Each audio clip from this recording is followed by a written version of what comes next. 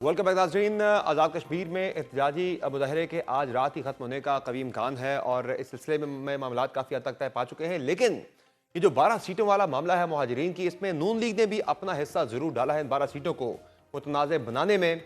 Most recently Rana Sanaullah साहब ने इस हवाले से एक बयान दिया था कि ये 12 सीटें जीत कर आज़ाद कश्मीर के अंदर नून लीग अगले इलेक्शन में अक्सरियत हासिल करेगी। क्या कहा था राना सनाउल्लाह ने, जरा सुन लें।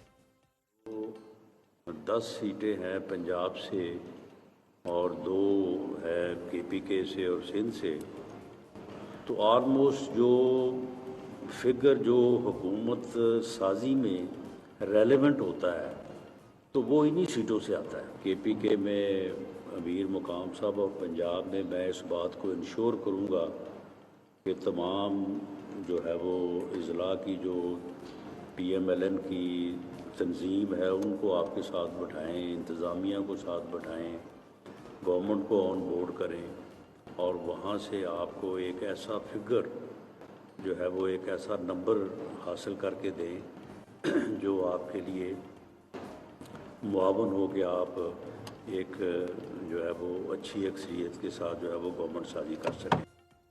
इसी तमाम सूरत हाल पर बात करेंगे। प्रोग्राम में ज्वाइन किया है वजीर मुमलिकत बराए दाखिला तलाल चौधरी साहब ने। बहुत शुक्रिया तलाल चौधरी साहब, आपने ज्वाइन किया प्रोग्राम में। ये बताएगा कि चले अब तो ये एक मुतालबा आया आज़ाद कश्मीर में मुहाजिरीन की सीटों के हवाले से मुजाहिरीन की जानिब से भी, लेकिन राना सनाउल्लाह साहब तो पहले ही इन मुहाजिरीन की सीटों को मुतनाज़ बना चुके थे, ये कह करके ये सीटें जीत कर हम आज़ाद कश्मीर के अंदर अक्सरियत हासिल करेंगे। तो ये इस तरह का बयान क्या राना साहब को देना चाहिए था कि जिससे ये सीटें पहले ही अब मुतनाज़ा नून लीग नहीं कर दी है? ये हमारा हक है। हम अपनी मकबूलियत और अपनी अवामी राब्ते की वजह से, अपने कामों की वजह से कह सकते हैं कि हम ये सीटें जीतेंगे।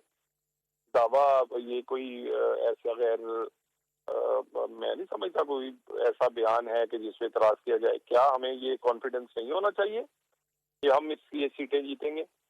और क्या हमें हमारे पास हमारे उम्मीदवार, हमारा काम, हमारा लोगों में उन हमारे उम्मीदवारों का लोगों में राब्ता, और ये इसमें क्या हर्ज है? और ये सीटें कश्मीरियों की हैं।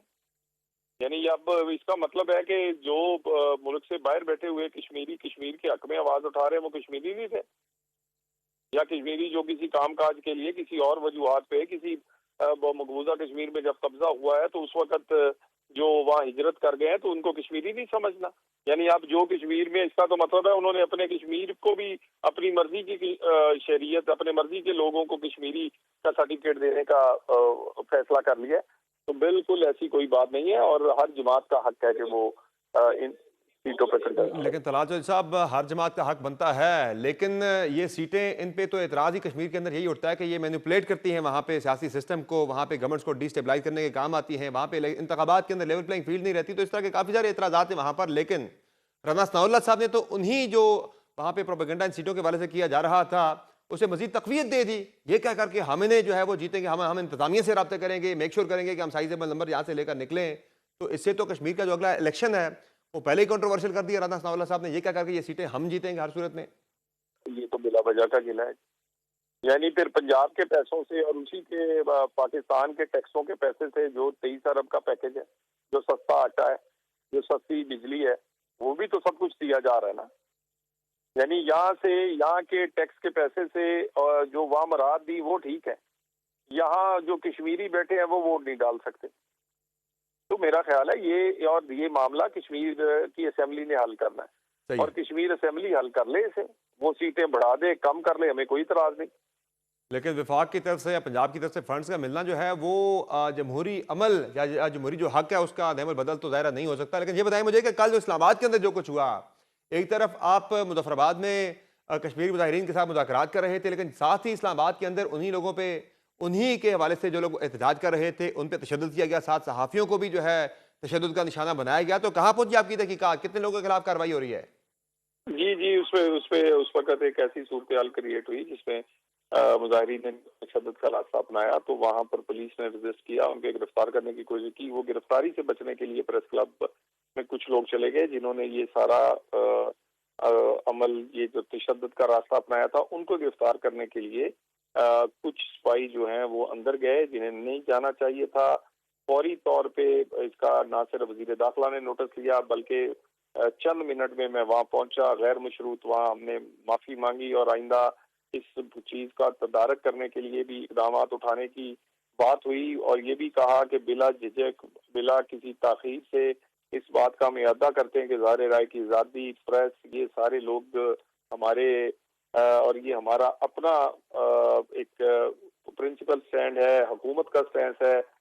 तो इस तरह की कोई चीज जो प्रेस क्लब की इज्जत या उसके तकरीम में कमी करे या कोई ऐसी हो, उस पर हम अगर हुई है तो माफी मांगते हैं और आइंदा ऐसा नहीं होगा। जो लोग इस पे होंगे उस पर कार्रवाई करेंगे और कार्रवाई के लिए हमने कहा कि अगर जो तजावीज आएंगी प्रेस क्लब इंतजामिया की सही तरफ है। से उसको भी उस में शामिल किया तो जाए। ये बताया तलाल साहब के एक और भी बड़ा अहम मसला है, एक अहम मामला है, वो है सेनेटर मुश्ताक साहब का, चूँकि आप ज़ाहिर है वज़ीर मुमलिकत बराए दाखिला हैं। ये बताएं कि ये जो मामला हुआ है स्मूथ फ्लोटेला वाला, सेनेटर मुश्ताक साहब जो हैं ज़ाहिर है वो इसराइली हुकाम की हिरासत में हैं, तो उनके हवाले से कोई राब्ते वगैरह हुए हैं कुछ मुतल्लिका ममालिक के साथ कि किस तरह से उनकी बाजियाबी हो सकती है या इसके इम्कानात क्या है?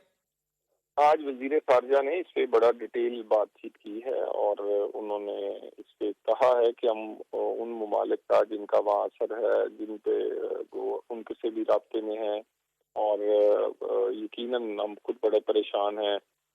सेनेटर मुश्ताक ने कमाल बहादुरी का और वो मुजाहरा किया है और हर सूरत जो पाकिस्तानी हमारे एक साबिक रुकन असेंबली के तौर पे, पाकिस्तानी नुमाइंदे के तौर पे उनकी हिफाजत और उनकी वहाँ जो भी उनके लिए आसानी पैदा की जा सकती होगी सही है। वो करने की हुकूमत हर कोशिश कर रही है। सही है। अच्छा ये बताएं तलाल चौधरी साहब के कश्मीर में तो मामलात शायद आज तय पा जाएंगे, इम्कान इस बात का ज़ाहिर किया जा रहा है।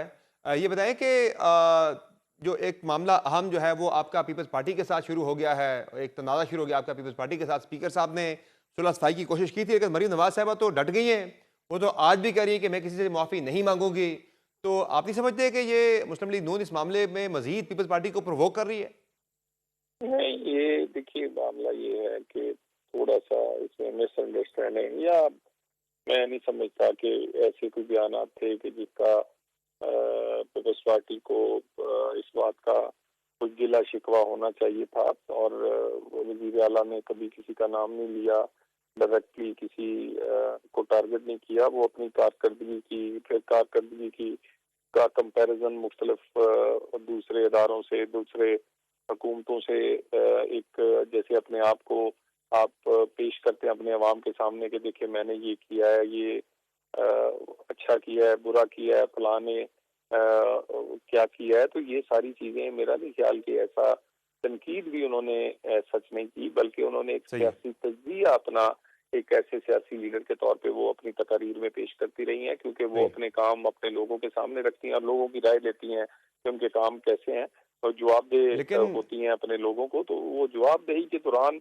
किसी को अगर ये महसूस हुआ कि हमने किसी को कोई नेम एंड शेम करने की कोशिश की, तो ऐसी कोई बात नहीं है, मिसअंडरस्टैंडिंग है ऐसी और किसी कोई को बात तो नहीं है, बड़ा वाज़ेह पीपल्स पार्टी पे तनकीद होती रही है और आज भी उन्होंने की है। पीपल्स पार्टी जो है वो असेंबली से वॉकआउट कर रही है, बड़ी वो एक सीरियस पोजीशन उसने ले ली हुई है, बड़ी एक स्ट्रांग उन्होंने स्टैंड ले लिया हुआ है। लेकिन मरीम नवाज साहबा कह रही है कि मैं किसी से माफ़ी नहीं मांगूंगी, जिसको बुरा लगता है मर्जी बुरा लगे।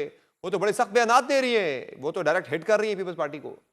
देखिए देखिए देखिए गुजारिश ये है, पीपल्स पार्टी हमारी इत्तेहादी है और एक लॉन्ग टर्म इत्तेहाद है और ये जो छोटी मोटी मिसअंडरस्टैंडिंग है इस इशू को हम इंशाल्लाह ताला हल कर देंगे। सही है। एक और अहम मामला तलाल चौधरी साहब, ये बताएं कि इमरान खान साहब ने जेल से कहा है कि अब एक और कॉल वो देने वाले हैं। तो क्या अब है इस बारे में फिक्रमंद कि एक और कॉल जब आएगी फिर सड़कों पे लोग निकलेंगे, फिर अफरा तफरी होगी, फिर हुकूमत के लिए मुश्किलात पैदा होंगी, निपटेंगे सख्ती के साथ या फिर करने देंगे? नहीं, कोई फिक्रमंदी इसलिए नहीं है कि इनकी अपनी पार्टी इनके साथ नहीं है और कॉल पे आना किसने है। जी। तो ये कभी बेगम साहबा कब्जा करने की कोशिश करती हैं, कभी बहन कब्जा करने की कोशिश करती हैं। मेरा मतलब है वो बानी अपनी जान छुड़ाने के लिए पूरी पार्टी को कुर्बान करना चाहते हैं। तो इस सूरत हाल में सही है। काफी कुछ इस सियासी जमात में को गैर सियासी तौर पे चलाया जा रहा है और जब तक ये बानी पीटीआई सियासी फैसले नहीं करेंगे, सियासी जमात को सियासतदानों की तरह नहीं चलाएंगे तो ये नहीं चलेगी और ना कोई एक और तहरीक खबर भी चल रही है तलाल चौधरी साहब कि इमरान खान साहब को डयाला जेल से पिंडी में या इस्लामाबाद में किसी और जगह पे शिफ्ट किया जा सकता है ऐसी कोई तजवीज़ है? और मेरे इल्म में ऐसी कोई बात नहीं, मेरे इल्म में ऐसी कोई बात नहीं। सही है, बहुत शुक्रिया तलाल चौधरी साहब, आपने प्रोग्राम में ज्वाइन किया। नाज़रीन, आपने गुफ्तगू सुनी वज़ीर मुमलिकत बराए दाखिला तलाल चौधरी की, जिनका कहना है कि फ़िलहाल इमरान खान को कहीं और शिफ्ट किए जाने के हवाले से ऐसी कोई भी तजवीज़ उनके इल्म में नहीं है। प्राइम में एक मुख्तसर ब्रेक लेंगे, ब्रेक से वापस आएंगे, बात करेंगे गजा की सूरत हाल के हवाले से। बड़ी अहम डेवलपमेंट है, बात होगी ब्रेक के बाद। हमारे साथ रहेंगे।